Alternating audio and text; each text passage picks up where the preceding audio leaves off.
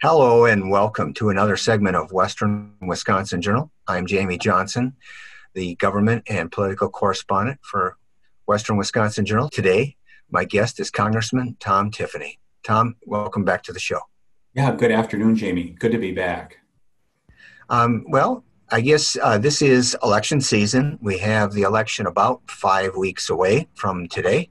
And so with that, we're obviously talking about your re-election because you've been elected to Congress already from a special election. So why don't we catch viewers up to speed as far as what your background is, and then we talk a little bit about the special election and how maybe this campaign is different.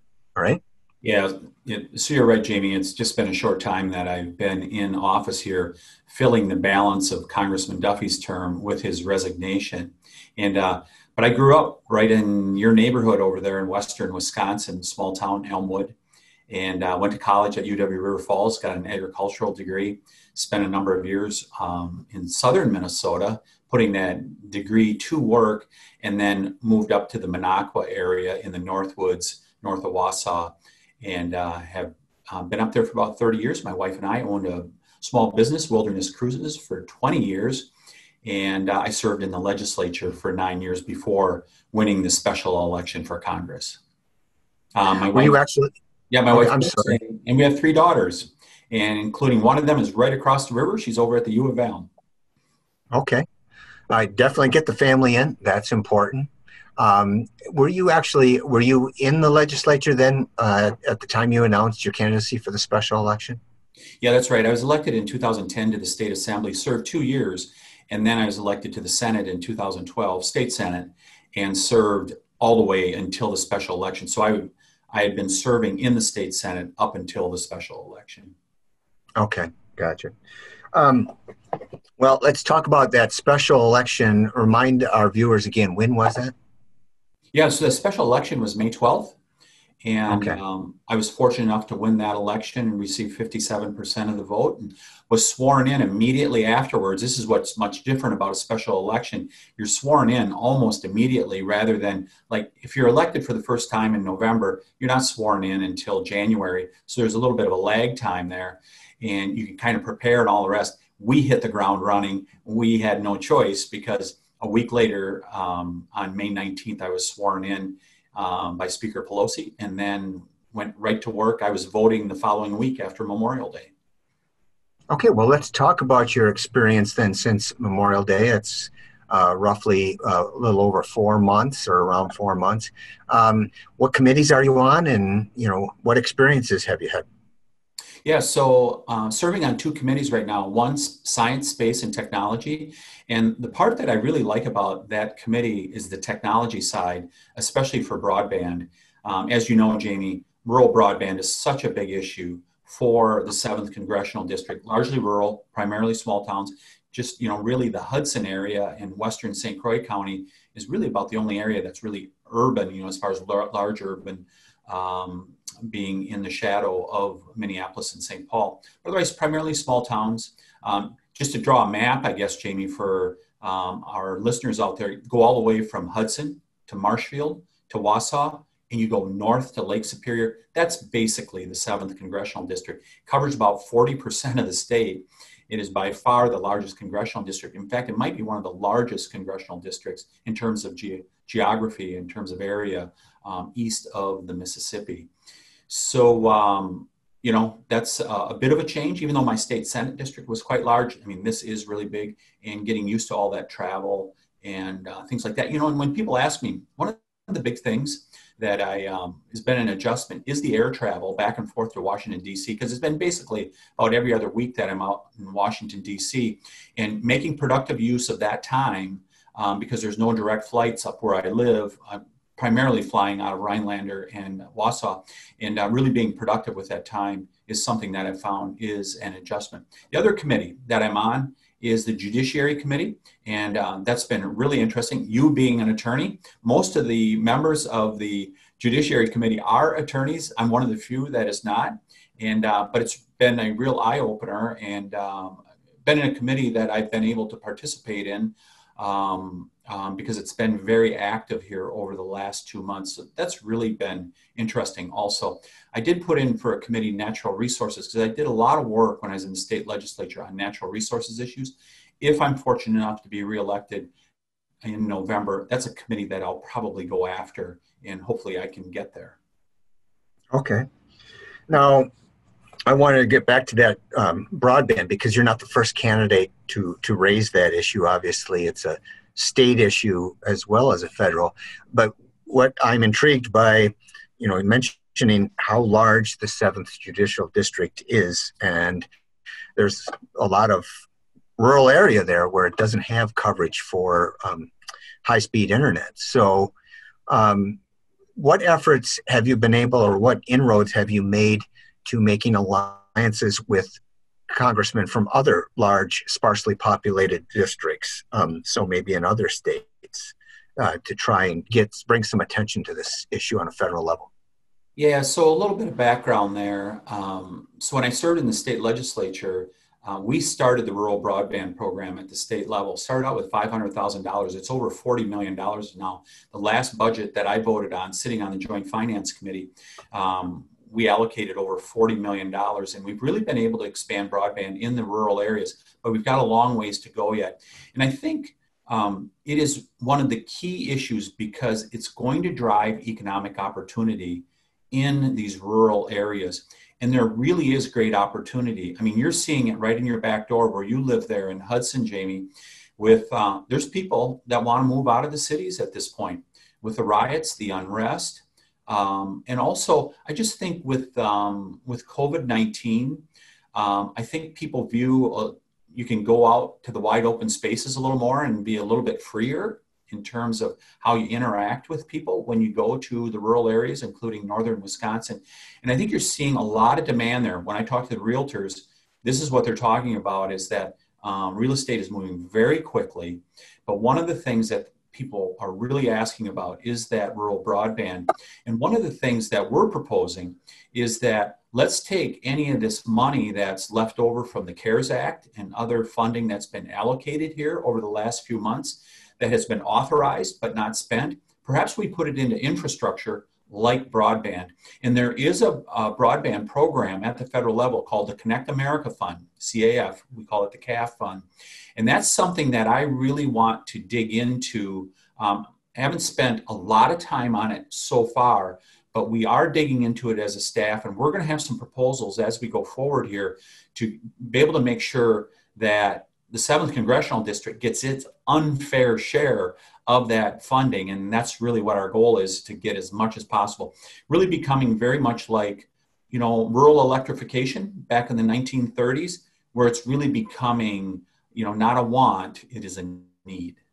That's another issue, Congressman Tiffany, about that you want to get working on if reelected. Yeah, there were a couple things that we really dug into right away. First of all, and the very first thing we did after May 12th is I got my staff hired, and boy, we had it up and running, our staff, both in Washington, D.C. and in the district. By June 1st, we had it fully up and running, because the most important thing we do is deal with constituent concerns, whether it's, a Social Security issue, lots of veterans issues. There's always questions in regards to that, and as well as many other things.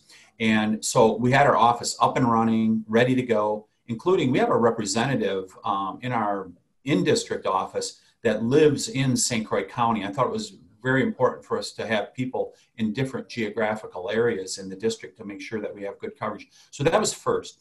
And then the second thing that we did, I brought my chief of staff and legislative director from Washington. I brought them here to Wisconsin, and we did a tour of the district and really hit a bunch of issues that I thought were important. And I'd give you an example. The district goes all the way up to Superior. So lots of issues up there in the Twin Ports that are much different than the rest of the district, but really important. And one thing that I teamed up with Congressman Stauber from Duluth on right away was an issue in regards to allowing the shipyards up there to get some of that armed services work on boats. Because oftentimes, the military's pretty territorial. they want those ships being repaired and stuff like that in their facilities. But I think there's a place, and there's plenty of work to go around. There's a place for the shipyards up there to be able to do some of that government work also. So that's something that I'd advocate for. A couple other things that we have been dealing with. There's the coronavirus food assistance program that has really been, that's really helped farmers here throughout America. And there were a couple segments, ginseng and mink, for example. Those producers contacted me and they said, hey, we've not qualified for that. Can you help us? And we've been able to get them qualified for it. So we've had some good successes here at the start, but it's a wide variety of issues we've been dealing with, you know, all the way from agriculture to issues up on Lake Superior, but we've been digging into them. Okay. You mentioned Social Security concerns, and that just kind of spurred a question because since your election on the special election, there was an executive order, I think within the last 6 weeks or so, signed by President Trump to give employers the option of suspending the collection of Social Security tax, FICA tax. And I don't know exactly how far that goes, but I thought it was like to the first of the year, and then it would maybe require an act of Congress to take it beyond. Is that anything that you see getting traction regardless of who is in power, you know, in Congress come January 3rd? Yeah, you know, I think it's part of that bridge that the administration under the president have been trying to build through the whole COVID epidemic. Let's get people from what was basically a shutdown of the entire country to being able to get back up and running. Because we had the best economy in a generation, and it really is. It's not hyperbole. I was talking to business owners back in January, February. They were like, this is the best it's been in a long, long time. And that's what we need to get back to. But you got to have the bridge to get there. And I think that's what the president was trying to get at, is let's make sure we do everything we possibly can to make sure businesses are continuing to operate, run, that they're going to have that bridge to get to better times. And so the one thing that we'll need to do is we'll need to backfill that Social Security reduction. We need to make sure that Social Security stays solvent and that people can continue to get their checks. Okay. So, all right. Other issues then that you see, you know, the presidential debates start tonight, I guess, and hopefully it doesn't just denigrate into personalities as opposed to issues and something. But have you had debates yet with your opponent, and are they substantively different than any debates you had prior to the special election because you have the same opponent this time? Yeah, we haven't had any debates yet, but we're going to have 3 in October and scattered around the district, and really looking forward to them. And I think we did 2 debates before the special election, and I really thought that they were substantive. There were a lot of issues that were discussed, and I expect that they're going to be that way. Any debates that I've ever been involved with, I make sure that it stays to the issues and not the personalities. Now, there's going to be some dynamic there because there's oftentimes big differences between the 2 candidates, as there is in this race. I mean, there's significant differences in our worldviews and the public policy measures that we want to promote. There's significant differences between me and my opponent. We'll have a good dynamic debate. Okay. With regard to you know, you mentioned those issues. What are some of those ones that you would say draw the biggest contrast between you and your opponent? Yeah, I think the biggest distinctions are, so my opponent, she was protesting police, in this case over in Marathon County, long before it became fashionable here in 2020.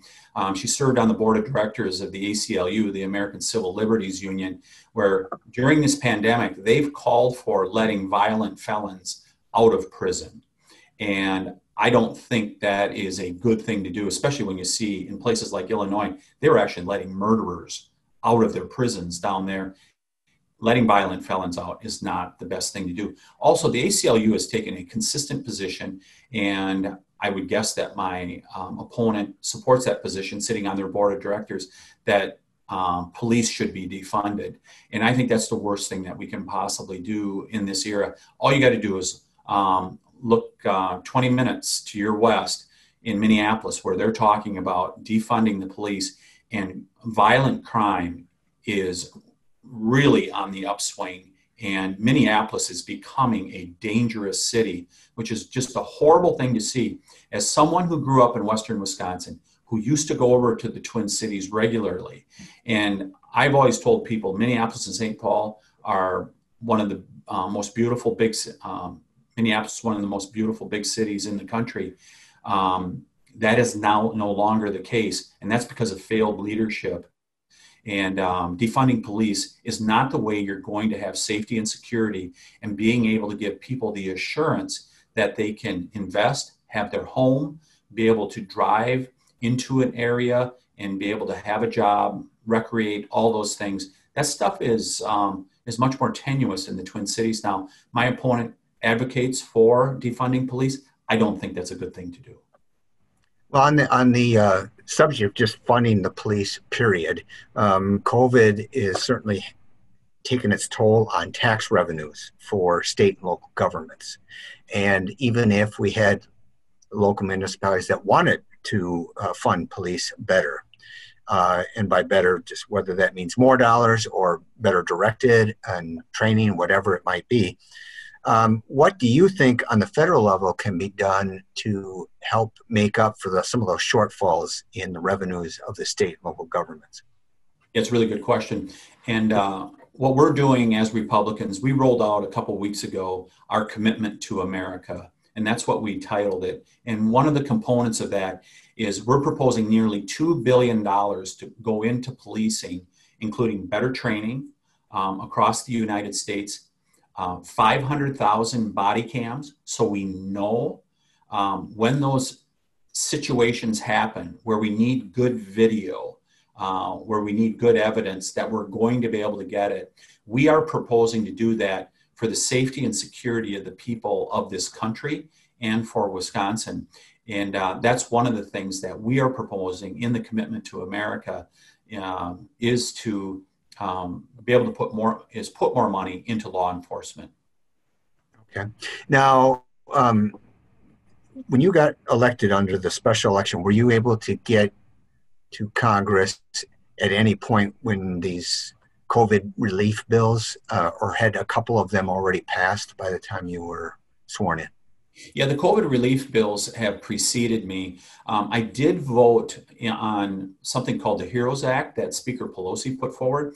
That's about a $3 trillion bill, and it had very little to do with COVID. It was primarily a wish list that Speaker Pelosi had, in terms of the Green New Deal, open borders, letting people in from wherever they want to come from here to the United States. So it was largely a wish list that she had. I voted against that. I prefer to see something more targeted and narrow. And in fact, I'm signing on a bill this week here in Washington, D.C. that will take some of the leftover CARES Act money, and actually specifically the Paycheck Protection Plan, the PPP, that Paycheck Protection Plan. There's about $138 billion that was authorized by the CARES Act that has not been spent. And I'm signing on to a bill that's referred to as a discharge petition, that we take up that bill and allow it to be used because it's sunset in the middle of August. And small businesses and others cannot apply for it at this point because it has been sunset.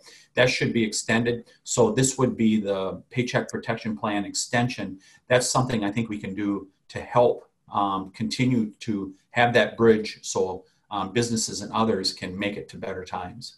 So no new dollars necessarily, but just taking the 138 that hasn't been spent and using it in that fashion. Yeah, if you remember, Jamie, something we talked about when we talked a number of months ago before the special election, is one of the things I'm really concerned about is the debt.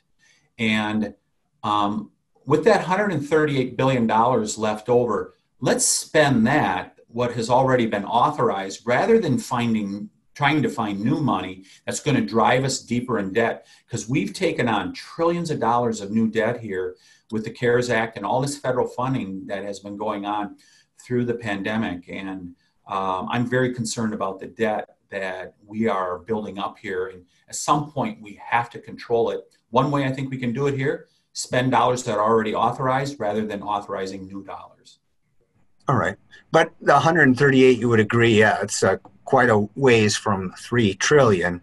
And Yep. I thought that the figure that the Senate was trying to get rolling was more like 900 billion. And President Trump being in the middle, wanting to see something get done here, a month or so before the election, is trying to see if there could be a compromise.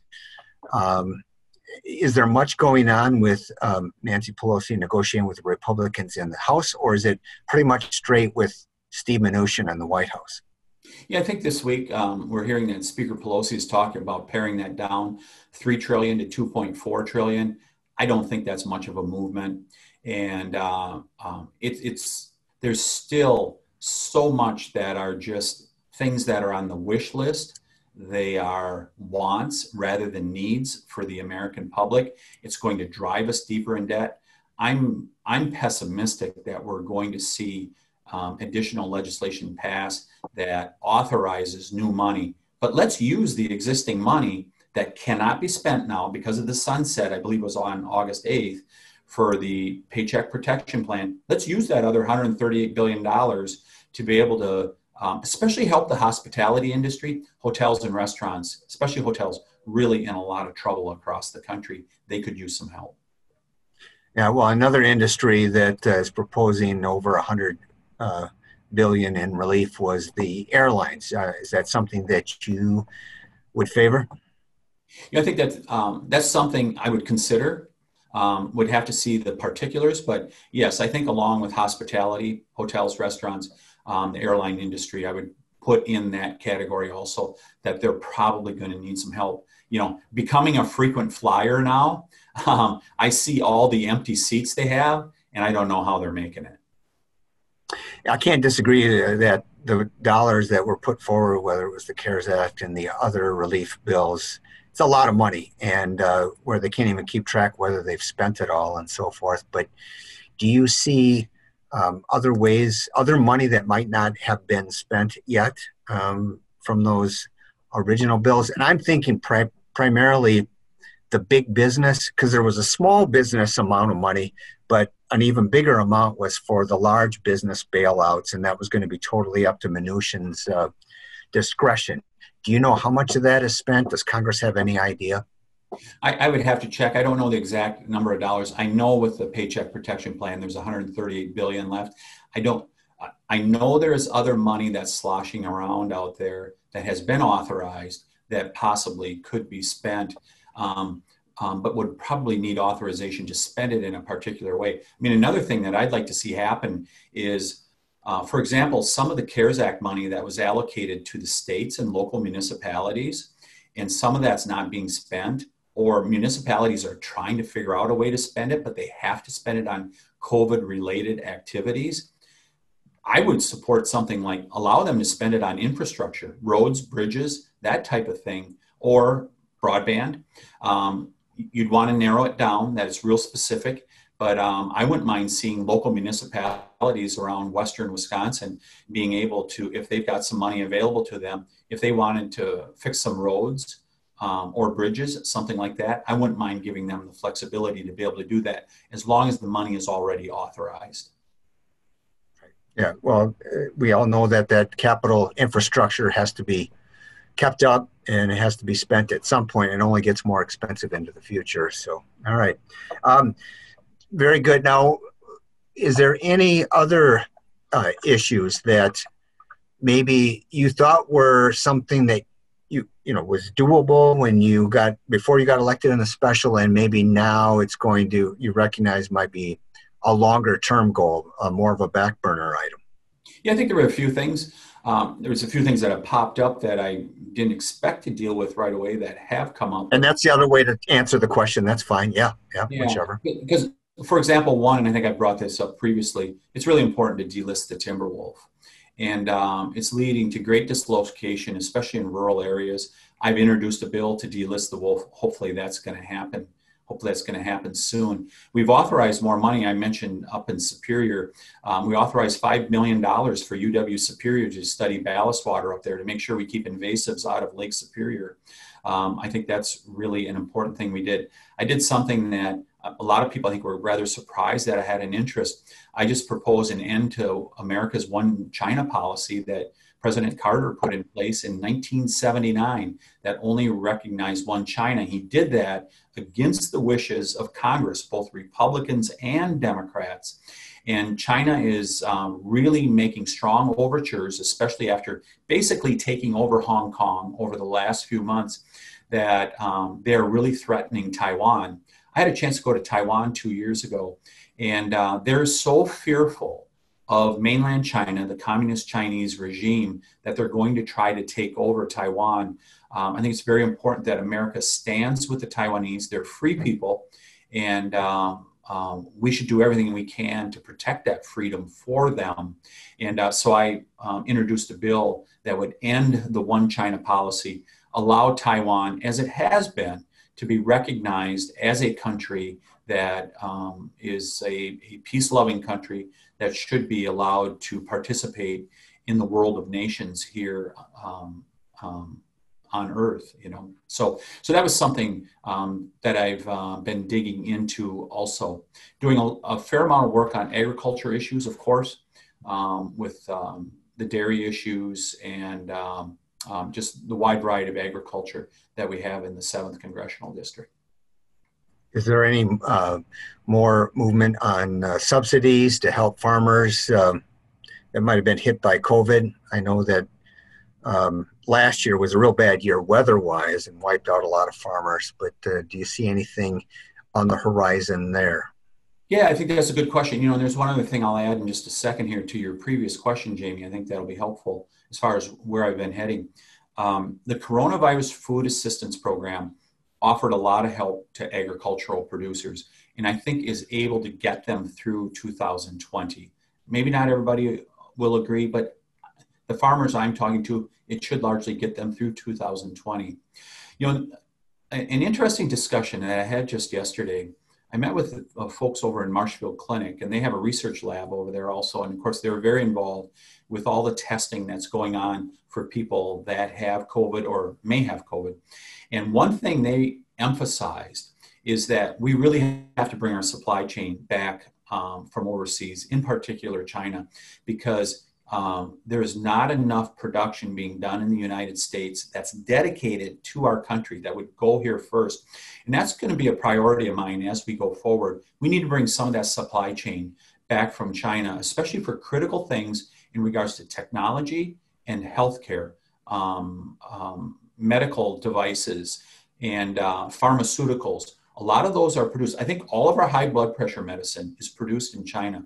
We need to produce some of those vital pharmaceutical and medical supplies here in America. We can't be solely dependent on China because China has proven that they're not always a good friend to America. We got to make sure that we're also self-reliant.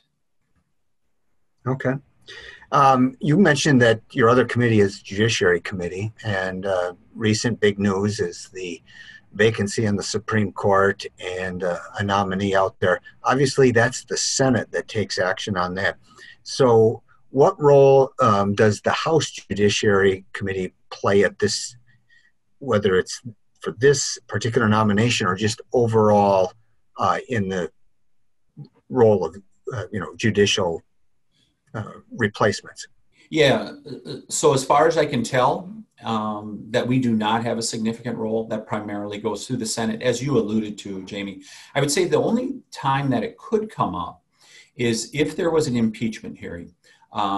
Speaker Pelosi, of course, there was an impeachment hearing the last half of last year where it took up months of time for the House of Representatives. That was before I was in the House. And I really thought stalled out any progress being made on the legislative front in Congress when they took months and months to do the impeachment hearings, which ultimately led to nothing. Speaker Pelosi has answered the question that she would consider impeachment again, and that would go through the Judiciary Committee. I really hope that that doesn't happen. It would be totally unnecessary. But if it happened, it would go through the Judiciary Committee. Hopefully, Speaker Pelosi will not pull that trigger. Okay. Now, and when you said that you would put in an application for natural resources, is there a specific project or legislation that you would like to see worked on in that area? Yeah, I think there's a wide variety of issues. I did a lot of work on forestry issues. Coming from the far north, I live up in the Minocqua area. We have the paper mills, lots of sawmills. Forestry is a critical part of the economy, even more so up there. But it's really important throughout our state. People sometimes forget how much forestry drives our economy in Wisconsin, including Western Wisconsin. I've toured mills in Western Wisconsin, as well as forest owners' properties. It's really important. So whether it's forestry, agriculture, tourism is oftentimes natural resources based. And then, of course, we have what's going on in Lake Superior, which is such an important area, especially Superior and the Port of Superior. Natural resources are a critical issue, and it's something I've worked on extensively, and I think I could have a great impact serving on natural resources. And one of the things I try to get done there, Jamie, is I try to get that delisting of the timber wolf done, amongst other things, if I sat on natural resources. And by the way, part of the reason I want to do that delisting of natural resources of the wolf is that we always allow state management of our wildlife species, but not the timber wolf. Then, as a result of a judge's ruling in Washington, D.C., they took that away from the state of Wisconsin. It's served much better to have our natural resources policy be driven from the state level. That's one of the main reasons that I want to see that delisting. I think the wolf belongs on the landscape, but it should be managed at the state level. Okay. Very good. So we've got 1 minute. Is there any wrap up? Maybe talk a little bit, tell the viewers about the campaign, how it might be different than, I know that you ended the last one certainly solidly within the COVID shutdown part and so forth. So how are you doing your campaign this time around, and how do you expect the last month to go? Yeah, it's really been good. We went out and we started knocking on doors again about the middle of June, and we were very cautious about it. We wanted to see how people would react to that, because I think it's the best way to interact with people is to meet them. And that's how I've always been, is a retail campaigner. And people have really been very warm. And a few people have said, no, let's, I don't prefer to have you here, but that's been very, very few and far in between. People have been very warm. And so we're largely engaged with people, talking to them personally. There are some events that are going on. Of course, a lot of things got canceled through the course of the summer. No 4th of July parades, and or very few. And but we've been able to get out there and do that retail campaigning. And but the thing that I'm emphasizing to people is that as we go forward, we've got a really positive message, and that's renew, restore, and rebuild. Restore our American way of life. Let's get through this. We can beat this virus. We're Americans. We can beat it. Let's rebuild the American economy. Just think back 7 months ago. It was so strong. We can rebuild the American economy, and let's renew the American dream. The great hopes and dreams that we as Americans always have. We're not going to let this get us down. We're going to get past it. We're going to get a vaccine. We're going to get treatments that are going to help people to be able to get through this. And then we're going to get America booming again. And that's my message to people. And that's my emphasis. Very good. Now, we'll finish with, do you have a website or Facebook page that folks can go? You've given us a lot of information already, but if they needed more information about your campaign or your issues, where can they go? Yeah, go to tomtiffany.com. You'll find information there. But also, you can follow me on my Twitter feed, Facebook, all that stuff. We're on that social media, and people are welcome to contact us anytime. And if you got a question about a particular issue, whether it's on the official side, you can contact my official office, both Washington, D.C. and in the district, or you can contact us on the campaign side.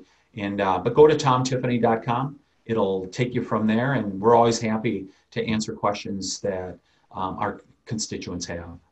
Very good. Thank you, Congressman Tiffany, for coming on the show. And Thank you folks for watching another segment of Western Wisconsin Journal.